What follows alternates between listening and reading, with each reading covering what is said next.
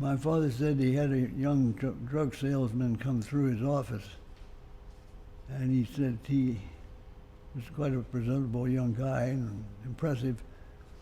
And he asked my father, "Do you think, Dr. Garrett, that a drugstore would go well in Siesta Key?" And my father said, "Yes, I think it would. I'm glad to hear it. Something like that is in the offing."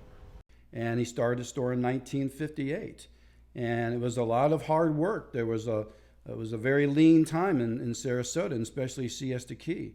A lot of people would come in and they would say, "John, I don't know why you decided to start a store out here. It's just a spit of sand. Nobody wants to live out here. There's very few people. You're never going to survive." Well, he persevered, and through hard work and dedication and good customer service, he had developed quite a following on Siesta Key. I think John may have been the first person that I ever met on the Key. My daughter and I had arrived, and we had to go to the grocery store and the drugstore. I walked in and I said, "Jennifer, I've never been in a drugstore like this." It was just amazing, wonderful store. And walking down the aisle, I said hello to a man, and we didn't stop and talk, but I later found out that was John. By 1959, when the fountain was going and he had ice cream, I was not allowed to touch the ice cream until I came down to the store. He would put a floor mop in my hands, and I had to sweep the entire floor. Then I would go over to the register. He would give me a nickel. Then we would walk around to the soda fountain. He would give me a dish of ice cream, and then I had to pay for it with my nickel. So I think there were some lessons he was trying to instill about work and rewards. Going places with him, just if you were going to the store or whatever, it was miserable to me because it would take an hour to do a 5-minute chore because he was so welcoming to talking to everyone in the community. It would take 5 minutes to talk to this person, and then we would go 10 feet and he would talk 5 minutes with somebody else. So as a kid, it was miserable. But in hindsight, looking back, he just loved the community and he had time for everybody. And it just showed in his approach and his just willingness to just engage and take time to be a part of their lives. The thing that I loved about him is he would call everyone after anything that you did. He would call to follow up to see how you were doing. Whether it was a work event or after you came home from vacation, he always called you that evening to see how it went. Or with his grandkids, he would, if he couldn't get to a baseball game or a school event, he always called to see how it went. He was so interested in you and how you were doing. Boy Scout is trustworthy, loyal, helpful, friendly, courteous, kind, obedient, cheerful, thrifty, brave, clean, and reverent. And he lived all those. My father was an Eagle Scout. His brother was an Eagle Scout. All of our children, the boys, were Scouts, and his grandchildren are all Scouts. Matter of fact, 4 of the grandchildren are Eagle Scouts, and 2 are currently working on their Eagle Scouts. Every morning he would come in when we were kids, and he would wake us up by a revelry call, you know, and he would do that very loud and not in an alarming, mean way, not like a drill sergeant, but in a friendly, loving way, but by no means. He had a very deep, dark voice. It was loud, and he was like a human alarm clock, if you will, but in a fun way. It was fun to get up in the morning because of it. At night, when we would go to bed, when we were little, he would draw on our backs, scratch our backs. It might be draw a picture of something in the room, or it might be a math problem or a spelled word on our back, and we'd have to guess what it was. Just that was my takeaway. He was always there. Worked hard. You know, that was very important, as you guys know. But he was just there for us as a father, kind, generous man. One of the things I remember about my dad is that he loved ice cream, and we shared our love of ice cream together. So sometimes he would pick me up after school, and I knew I could convince him that we needed to get ice cream. which is actually probably the reason he picked me up. That was probably his plan. But I always thought it was me convincing him that we had to get some ice cream. The question came up about the origin of the Siesta Key pelican. That started when my cousin, Debbie Ames, came down from Connecticut, and my mother decided to take her to Florida Land. I went with them, of course, and during lunch at Florida Land, which was an attraction for like 10 years in Osprey, my cousin said, well, why isn't there a newspaper on Siesta Key? My mother thought that was a great idea. We went home that evening, and she actually presented it to Dad, who also thought it was a great idea. The Pelican was first started using an advertising agency, which turned out to be very expensive. So the newspaper moved its offices to the back porch of our house on Featherbed Lane. So he was trying to figure out how to promote his new drugstore. And so he and his wife at that time put out this 6-page tabloid newspaper in March of 1971. And it was full of a lot of homespun little tidbits of what was going on in Siesta Key, what people were doing, who was there, etc. And that helped promote John's drugstores. I think most of us also know the rest of that story, that the drugstore business grew. He had many drugstores around Sarasota that served the community for a long time. And then, of course, the Pelican Press was the successor to the Key News of the Key. And that became a pillar of Siesta Key and for Sarasota as well. Another fond memory I have of working with John, particularly on the loan committee, is that every week we would go over the prospects that we had that we were trying to get into our bank. Steve Kunk and I were formerly with the old NCNB, old Ellis Bank, and one of the big customers back then was Club Mary. I'm sure a lot of the guys in this room tonight know about Club Mary. Anyway, so we were sitting down with John going over the prospect list, and I'd put Club Mary on there. And John kind of looked over the paper, and he kind of gave me that kind of glance that he would give you when he was questioning. He said, "Are you kidding me?" He said, "Tram, you need to remember, if you lie down with dogs, you get up with fleas." And needless to say, we didn't bring that name up as a prospect for our bank again. We at Admiral Travel have had the good fortune of working with John and Rita for many years and planning some wonderful travel experiences. As a photographer, John was a sound photographer with good technical understanding of what makes a good photograph. One of his biggest photographic challenge was transitioning from 35mm to digital. An important part of his travels and life and children and family was in the 35mm days, and making that transition to digital was a real effort. John grabbed it with both hands. In this photograph, we are in the Linyanti region of northern Botswana. For anyone being at eye level and being this close to a mature bull elephant in the wild can be rather intimidating. As you can see, John is not looking away, a testament to the strength of his character. I'll tell you this, that John was tough negotiator. He wanted $1 million for the Pelican Press. Wouldn't budge from that number. I didn't want to pay $1 million. I didn't think it was worth $1 million. But I finally gave in because we wanted to buy the Pelican Press. And I said, all right, so how about this, John? We'll give you $500,000, $600,000 down, and how about you holding paper on the remainder for about 5 years? He's, sort of hedged and thought about it, and he goes, okay. So I leave. A week or so later, we set up a meeting on a Friday afternoon, and I came to his office with a contract to close the deal. I handed him the contract. He was sitting behind his desk. He's reading through it, and he looks up and he says, "Nah, not going to do it. Not going to do it. I want all cash.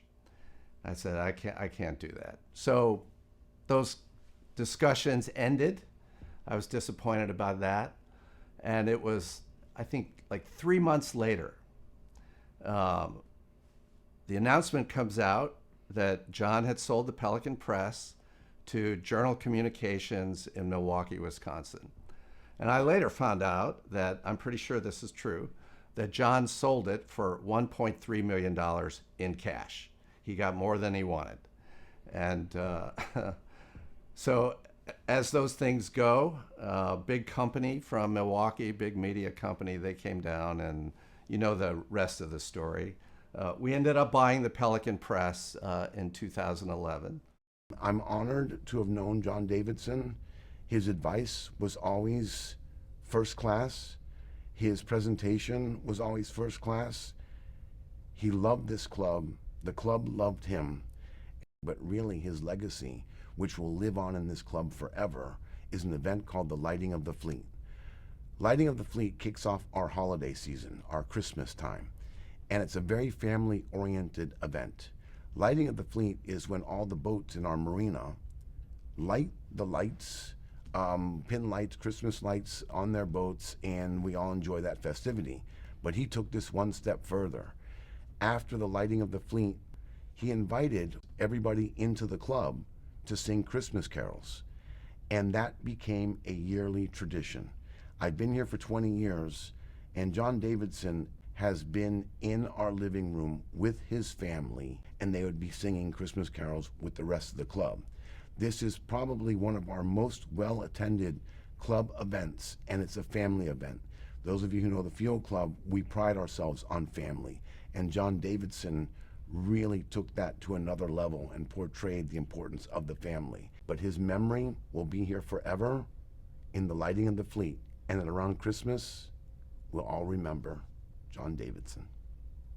John discovered that the group at the Field Club who took weekend cruises had never been to the Keys. And so we set up a trip to the Keys, and it was very, very popular. I think we had about 12 boats that went on that cruise, and John and Rita were on board. Key West is very exciting. It's kind of offbeat and a little crazy. We did a lot of wandering around, went to some wonderful restaurants. There's so much to see on Key West that John picked up a couple of baby palm trees while we were there. And those came back with us, and I believe John found other palms, and the backyard in Sanderling ended up with a lot of palm trees. And in cold weather, John had found old electric blankets that he managed to plug in to protect them against the cold, and so we grew a lot of palm trees. Anyway, two of the baby palms came home with us. Behind me you see the Christie Payne Mansion, which is on the plot of land, but actually the Selbys lived in a modest house that is just a little bit away from the Christie Payne Mansion. So, why are we here to honor John Davidson?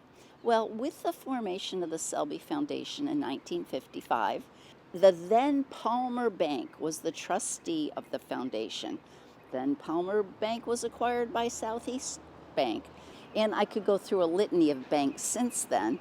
And when John Davidson came on the governing board of the Selby Foundation, he became a little bit worried about, would the focus of the foundation ever shift to the headquarters of an acquiring bank?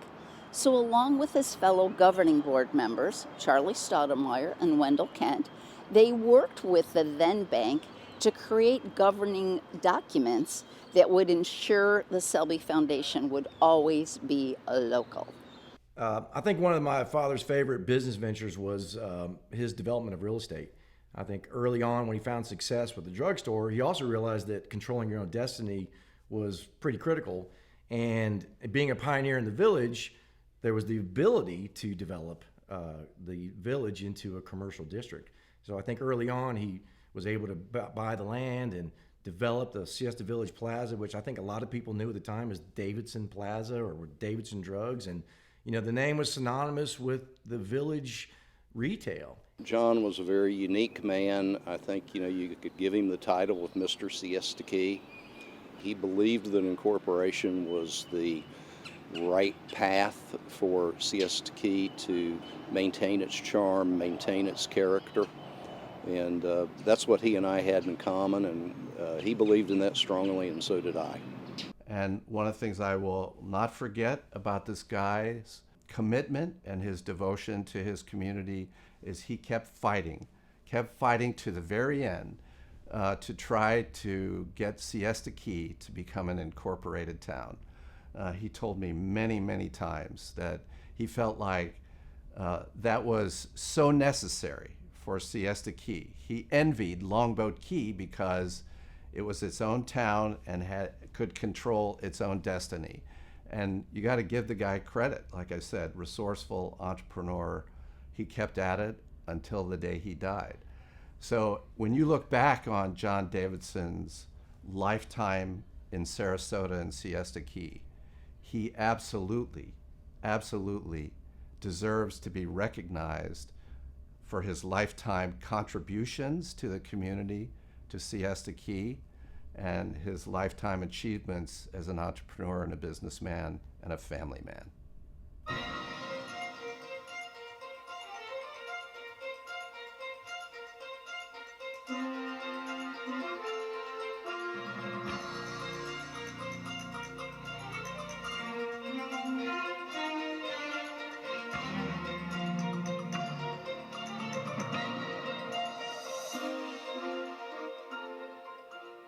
Wonderful. Rita, you want to come up here? And the children, you want to come up here? We want the photo here or down there? Okay. Yeah, you have a few remarks. She's got a few remarks for us. Come on. Yes. Not too many. Yes.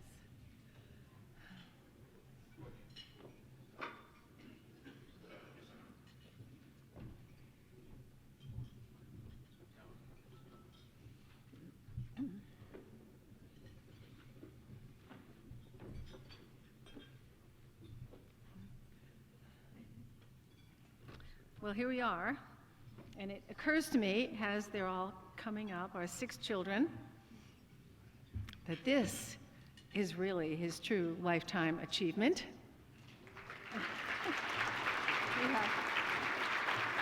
we have Bob, Suzanne, John Jr., Brooke, Jib, and Richard. We also have with us 11 of our 12 grandchildren. However, I'm not going to introduce all of them, but anyway, they're here and they're proud of their grandfather, for sure. I also have 2 great-granddaughters in Canada. So, John would be so pleased and proud about tonight, about this wonderful award, this recognition, and I know for sure that he would be, because I can remember decades ago when he came home one day and he told me about this wonderful organization called Argus, and it was just forming, and he was so pleased and proud that they were inviting him to join. It was going to be an organization of the top people in town, the finest business people, all working together to make Sarasota better, and they had a great commitment to all the things that they might be able to do in the future and looked forward to. So he was pleased and proud then. A few years later, he was pleased and proud to be the president of Argus. And so here we are, all these decades later. I am sure that he's pleased and proud again for his association with Argus.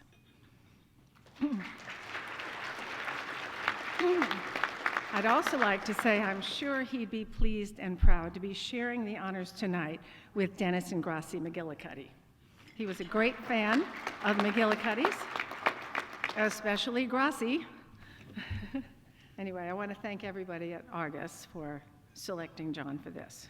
We, of course, feel as if it's very well deserved, and I'm glad you've had a chance to get to know John. Some of you are old friends and have followed his path for years, but some of you, he's probably new to you. So I also want to thank all the people who participated in the film, because it was a great effort, and it worked out wonderfully. And I especially want to thank Ron Flirta, our amazing filmmaker. He worked so hard. It's just, and he's so creative. So that was wonderful. And I want to thank all of the guests who are joining us here tonight to help the Davidson family make this an especially historic event. I would also like to recognize that we have all just been through a catastrophic time here in Sarasota, and I want to think about all the people, some of whom are here, who have suffered so much from the hurricanes, Helene and Milton. And I think our thoughts are with them, our hearts are with them. And I have to tell you that I'm convinced if John Davidson were here now, he would be jumping in with both feet. He would be getting things done. He'd be making things happen. He'd be lifting his neighbors and helping his neighbors. And I'm glad to say that I get reports from Siesta Key in particular, but all the barrier islands, that I think that spirit is alive and everyone is out there working hard, and we are going to come through this. And I'm glad to see that I can see the sparks of what John would have been doing out there with all the people working so hard to bring us through this difficult time. So thank you.